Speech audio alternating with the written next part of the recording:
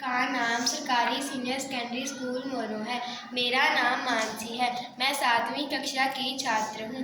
आज हम आपको 100 दिवस पढ़न मुहिम के द्वारा फल और सब्जियों की फायदे के बारे में जानकारी देंगे।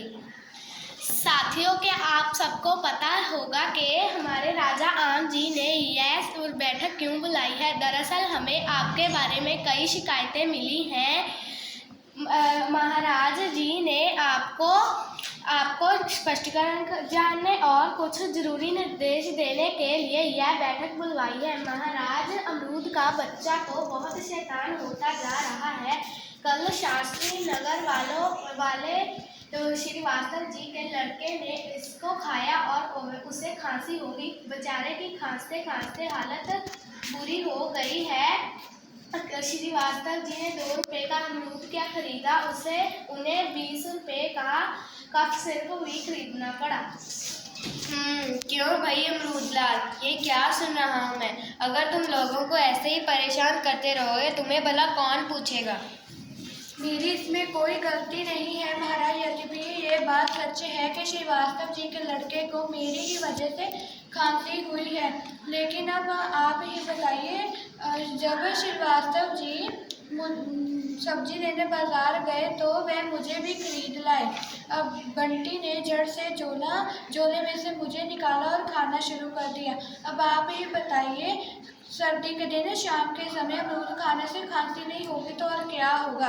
अगर मुझे दिन चढ़ने से कुछ देर बाद से लेकर दोपहर तक खाया जाए तो मैं किसी को नुकसान नहीं पहुंचाता। नुकसान की कौन कहे, मैं तो बहुत ही फायदेमंद चीज़ हूँ।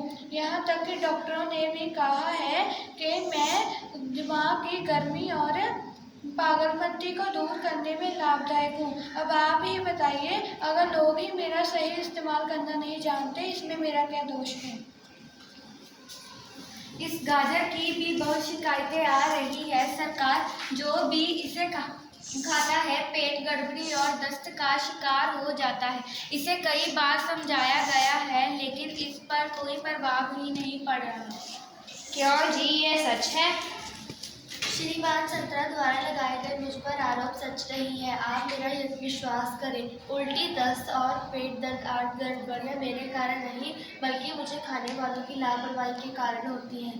दरअसल मेरे शरीर पर लगे लंबे लंबे बालों में एंटीफीमा नामक जीवाणु होते हैं जो पेट में कीड़े पैदा करते हैं और पाचन क्रिया को प्रभावित करते हैं। लोगों को चाहिए कि खाने से पहले मुझे अच्छी तरह से रगड़ कर साफ कर ले और फिर खाए। मेरे अंदर vitamin A, vitamin B, vitamin D और विटामिन के आदि प्रचुर मात्रा में है और मैं शरीर के विकास में महत्वपूर्ण भूमिका निभाती हूँ। अगर इजाज़त हो तो मैं भी कुछ कहूँ श्रीमान। हाँ, कहिए मूली देवी, क्या कहना चाहती हैं आप। गाजर बहन ने जो कुछ भी कहा वह बिल्कुल सच कहा। सरकार, गाजर बहन की बात काफ़ी हद तक मेरे ऊपर भी लागू होती है। मेरे शरीर पर रुई होते हैं और उनमें भी घातक जीवाणु होते हैं और तो मुझको खाने से पहले खूब अच्छी तरह धो लेना चाहिए। उधर देखिए महाराज, अंगूर का बच्चा कोने में छिपा बैठा है। मैंने इसके बारे में भी सुना है कि इसे खाने वाले लोग पेट गड़बड़ी के शिकार हो जाते हैं। भाई अंगूरा, आप सामने आइए और श्री केला जी की बातों का जवाब दीजिए। वैसे तो श्रीमान केला जी हमारे बुजुर्ग है, जो चाहे सो कहे, लेकिन सच्चाई ये है कि सरकार के गुणों और मामले में मेरा कोई जवाब नहीं। मैं दिखने में जितना छोटा हूँ उतना ही अधिक फायदेमंद हूँ। Vitamin A, vitamin B, vitamin C, protein, वसा, कार्बोहाइड्रेट, कैल्शियम, फास्फोरस, लोहा आदि में महत्वपूर्ण है जो मुझ में नहीं है। तभी तो शरीर में खून बढ़ाने, खून की सफाई करने, पाचन क्रिया को ठीक करने, नेत्र ज्योति को बढ़ाने और आदि में महत्वपूर्ण भूमिका होती है। कमजोर और रोगी लोगों के लिए ये तो अति उपयोगी है। हम सभी फलों की स्थिति लगभग एक ही जैसी है। महाराज, जो अधिकांश लोग इसे खाने का सही तरीका भी नहीं जानते, इसलिए हम चाहकर भी इसका अधिक फायदा नहीं उठा सकते। महाराज, मेरे बारे में तो लोग ये भी बोलते हैं कि हम रोज एक सेब खाएं तो हमें डॉक्टर के पास जाने की ज़रूरत नहीं है, पर कई लोग तो खाने से पहले ही मेरी चमड़ी फेंक कर उतार देते हैं, जैसे कि छिलके। महाराज, मेरे बारे में तो लोगों को ये बताया जाता है कि हमें छिलके नहीं फेंकने चाहिए, उनमें से विटामिन बी, विटामिन सी होता है। आप बिल्कुल ठीक कह रहे हैं सेठ जी।